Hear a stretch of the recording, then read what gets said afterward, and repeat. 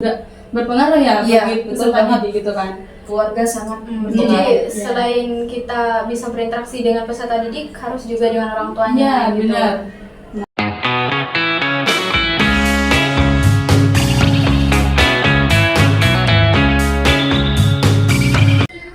Halo teman-teman semua, balik lagi di podcast singkat bersama aku Cindy Nuralivia, dan kali ini kita bakalan bahas sesuatu yang menarik nih. Nah, jadi aku tuh pernah dengar ada seseorang yang bilang bahwa pendidik itu bukan hanya sekedar menyampaikan materi, tapi juga membangun karakter, pola pikir, bahkan cita-cita generasi muda. Nah, kata-kata ini tuh terus terngiang-ngiang nih sampai sekarang. Dan itulah yang bakalan kita explore pada podcast kali ini. Dan kali ini aku nggak bakalan explore ini sendirian, karena aku sudah ditemenin sama teman-teman aku. Say hi! Hai, halo aku Asvina. Halo, aku Devi. Halo, kamu ya. Nah, jadi seperti yang kita tahu bahwa pendidikan di Indonesia tuh masih menghadapi tantangan besar. Nah, seperti salah satunya tuh seperti skor PISA yang masih berada di bawah rata-rata dunia. Ini tentunya mengundang banyak pertanyaan. Apa yang bisa dilakukan untuk meningkatkan kualitas pendidikan kita? Nah, dan salah satu jawabannya mungkin terletak pada pendidik kita kan pastinya. Nah, kita semua tahu bahwa guru itu bukan hanya sekedar pengajar, tapi juga pembimbing dan bahkan juga bisa menjadi inspirasi bagi kita. Tapi sebenarnya apa sih yang membuat kita itu seorang pendidik itu bisa dikatakan itu ideal atau dapat memenuhi kompetensi yang dibutuhkan? Gimana nih menurut kamu? Iya, betul banget ya. Kalau dipikir-pikir, kompetensi guru itu enggak cuma soal bisa mengajar pelajaran dengan baik, tapi bagaimana seorang guru dapat membuat lingkungan kerja yang berstruktur dan menyesuaikan dengan perubahannya. Jadi harus terstruktur dan ini ya, mengikuti perubahan yang ada gitu. Kalau menurut aku sih ya, seorang pendidik itu dapat dikatakan ideal jika mereka mampu menjalankan perannya secara efektif dan memenuhi kebutuhan pendidikan. Jadi seorang pendidik yang ideal itu harus memiliki sikap teladan untuk memenuhi kebutuhan siswa-siswanya. Gitu kan, setiap anak nih memiliki cara belajar yang berbeda gitu kan. Aku setuju sih sama Devi. Tapi aku menambahkan nih ya, menurut aku pendidik yang ideal itu harus mengikuti perkembangan zaman juga. Seperti yang kita tahu, kita kan sekarang ada di era digitalisasi nih, yang mewajibkan seorang pendidik itu melek terhadap iptek gitu. Tentu, iya. Ya masa kita sebagai pendidik itu bisa digebulin sama siswa kalau kita nggak tahu teknologi. Apalagi sekarang kita kan mengenal AI itu kan luar biasa sekali. Banyak banget sekarang kan AI. Nanti kita bisa digibulin dong. Gitu. Terus juga menurut jurnal yang pernah aku baca tentang konsepsi pendidikan menurut Ki Hajar Dewantara dalam tinjauan filsafat progresivisme, Ki Hajar Dewantara ini menggunakan sistem Among dalam pendidikan. Sistem Among ini bersendikan dua dasar. Yang pertama adalah kodrat alam, dan yang kedua nih jiwa merdeka. Nah, Gimana itu? jiwa merdeka ini sangat cocok sekali, cocok gitu loh buat pendidikan kita yang sekarang gitu. Jiwa merdeka ini maksudnya adalah bagaimana kita sebagai pendidik itu bisa membebaskan pikiran seorang siswa dalam berkreativitas, dalam berargumentasi, dan dalam berseni seperti itu. Jadi bisa kita maknai juga seorang pendidik ini bukan hanya mensupport dari akademiknya saja, melainkan non-akademik juga perlu gitu. Soalnya kan ada seperti yang dibilang Devi tadi, anak didik itu ada yang berbeda-beda gitu loh. Ada yang akademiknya kurang tetapi dalam non-akademik unggul. Ada yang non-akademik kurang, akademiknya unggul gitu loh. Jadi kita harus bagaimana mensupport gitu. Ada kan non-akademiknya, akademiknya di kelas itu kurang, tapi kalau dalam bermusik, berseni atau olahraga itu dia unggul. Itu juga kita perlu gitu loh. Untuk mensupport keduanya gitu. Jangan malah menjatuhkan di dalam kelas. Setuju banget sih. Nah, jadi kalau kita bicara tentang kompetensi pendidik ideal itu berarti nggak hanya soal keterampilan mengajar kan. Ya. Bagaimana guru itu bisa menyentuh aspek emosional siswa, membangun rasa percaya diri mereka, dan yang paling penting adalah memotivasi mereka. Nah, apalagi seperti yang dikatakan tadi ya, di era digital itu harus melek dan juga harus update kan mengikuti perkembangan zaman. Nah, kalau semuanya itu ada, pendidikan tuh bakalan jadi lebih bermakna kan? Nah, iya benar banget. Dan ini juga terkait dengan tantangan yang kita lihat dalam pendidikan di Indonesia. Ya, seperti laporan PISA yang menunjukkan bahwa kita masih di bawah rata-rata dalam hal literasi dan matematik. Mungkin salah satu penyebabnya adalah kurangnya fokus pada pengembangan kompetensi guru ya. Iya, jadi itu juga berpengaruh ya. Bisa jadi. Jadi kita ini udah sepakat kan bahwa kompetensi pendidik itu bukan hanya soal mengajar, tapi soal keterampilan lainnya. Tapi kalau kita ngomongin soal kompetensi ideal, sebenarnya apa sih yang dibutuhkan? Nah, kalau berdasarkan apa yang pernah aku baca nih di Undang-Undang Nomor 14 tahun 2005 tentang guru dan dosen itu, bahwa pendidik yang ideal itu harus memenuhi 4 kompetensi, yaitu yang pertama itu pedagogik, ada kepribadian, sosial, dan profesional. Tapi kalau menurut kalian nih, apa sih yang harus lebih ditekankan atau harus lebih ditonjolkan gitu dari keempat kompetensi ini? Gimana nih? Kalau aku sih ya, kalau aku sih lebih ke pedagogik. Oh ya. Pedagogik itu kan mempunyai 3 aspek. Yang pertama lingkungan aman dan nyaman, yang kedua pembelajaran efektif yang berpusat pada peserta didik, yang ketiga adalah asesmen dan umpan balik. Seperti itu. Nah, kita membahas aspek yang pertama nih, lingkungan aman dan nyaman. Ini bukan hanya soal perasaan aman dan nyaman saja gitu. Aku aman nih belajar di sini, bukan seperti itu saja, tetapi bagaimana kita sebagai pendidik juga harus memperhatikan infrastruktur dalam sekolah itu gitu loh. Bisa dengan ditambahkan interior yang bagus seperti itu kan juga menumbuhkan semangat siswa gitu loh.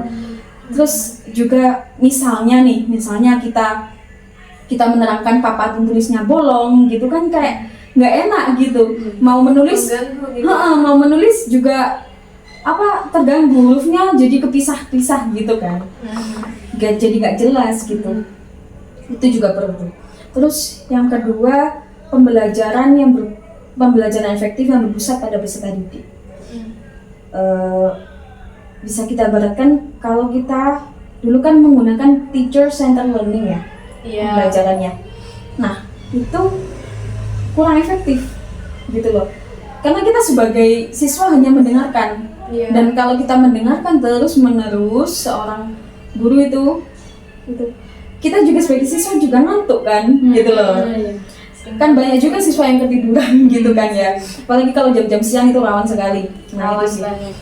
Terus juga kalau student center learning atau berpusat pada peserta didik itu dapat benefitnya, itu dapat mengembangkan pikiran siswa. Juga melatih siswa untuk bisa berpikir kritis gitu loh. Problem solving dan lain-lain. Juga bagaimana siswa itu percaya diri terhadap argumentasinya, untuk berargumen gitu loh. Ya, untuk mengutarakan pendapatnya dia.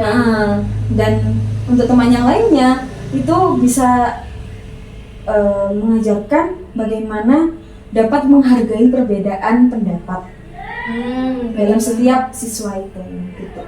Iya, bagus. Jadi memunculkan ide baru yang dalam taksonomi Bloom atau tingkatan berpikir itu yang paling atas adalah menciptakan. Itu juga bisa menjadikan pendidikan kita itu lebih maju gitu. Ya, jadi kita Lebih berkembang. upgrade gitu. Daripada kita menggunakan teacher center learning, mendingan menggunakan student center learning ya, seperti yang dikatakan tadi. Asesmen juga penting untuk mengukur siswa tersebut apakah sudah paham atau tidak. Kalau aku sih itu. Iya sih. Ya, kalau menurut aku ya, pedagogik dan profesional itu perlu menjadi prioritas untuk meningkatkan pembelajaran. Namun, kepribadian dan sosial tetap penting dalam membangun karakternya. Jadi selain yang dua tadi, yang dua itu juga penting. Jadi semuanya sama-sama penting kan. Kalau dari aku nih ya, semua 4 kompetensi itu penting. Gitu. Jadi pedagogi itu penting, seperti apa yang sudah dijelaskan oleh Vina tadi.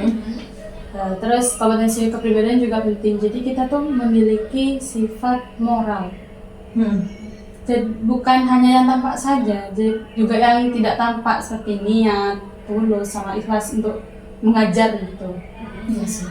Kalau kompetensi sosial itu kita tuh harus mengetahui latar belakang anak ini seperti apa sih, atau latar belakang keluarga anak ini seperti apa mendukung untuk pendidikan atau tidak, kan itu kan juga berpengaruh ya bagi peserta didik gitu kan. Keluarga sangat Jadi selain kita bisa berinteraksi dengan peserta didik, harus juga dengan orang tuanya. Ya benar.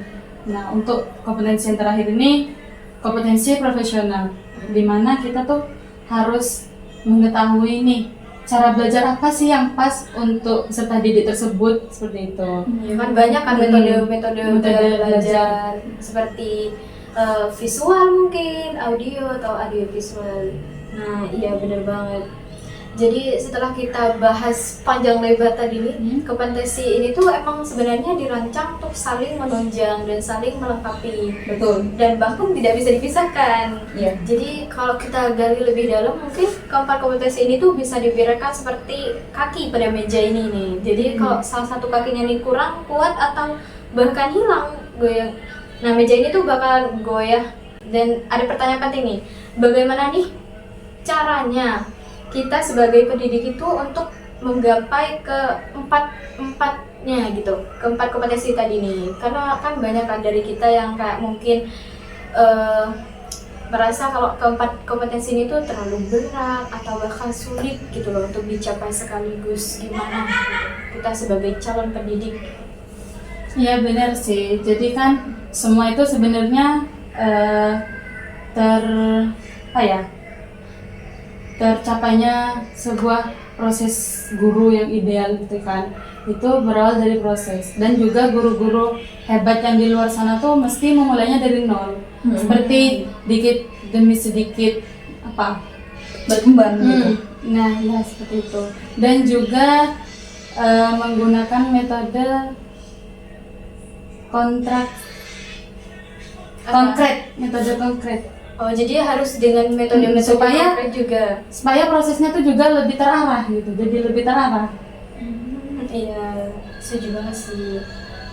Kalau menurut aku ya, mengembangkanlah diri secara menyeluruh dalam berbagai aspek, baik secara profesional, personal maupun sosial. Iya, setuju juga sih sama pendapatnya dia. Kalau aku nih ya, sebelum kita menjadi calon pendidik itu, lebih baiknya kita itu paham dulu undang-undang guru dan dosen, supaya kita dalam menjalankan profesi kita itu lebih profesional dan terarah juga seperti itu. Terus juga ketika kita sudah menjadi calon pendidik, maksudnya ketika kita sudah menjadi pendidik, kita harus sering refleksi dan evaluasi gitu. Apa sih kekurangan yang dari kita yang ajarkan gitu loh. Berarti kan sebelum kita mengetahui anak tersebut, kita harus menilai diri kita sendiri, gitu kan. Itu sangat penting sekali. Juga mengupgrade gitu, apa yang kurang itu diperbaiki. Dari metode belajar, ya, cara penyampaian belajar, juga bisa menjadi tolak ukur siswa tersebut. Seperti itu sih kalau aku. Jadi dari pembahasan kita hari ini, kita sudah melihat bahwa menjadi pendidik yang ideal itu adalah sebuah perjalanan, bukan hasil yang instan. Keempat kompetensi tadi bukan hanya sekedar syarat formal, tapi juga benar-benar yang mendukung kualitas pendidikan kita. Dan untuk kita sebagai calon pendidik, kuncinya adalah terus belajar, beradaptasi, dan refleksi diri. Karena dunia pendidikan terus berkembang, kita juga harus berkembang agar mampu memberikan dampak positif bagi pendidikan. Jangan pernah berhenti bermimpi dan berusaha untuk menjadi pendidik yang menginspirasi. Terima kasih sudah mendengarkan podcast kami dan sampai jumpa. Bye.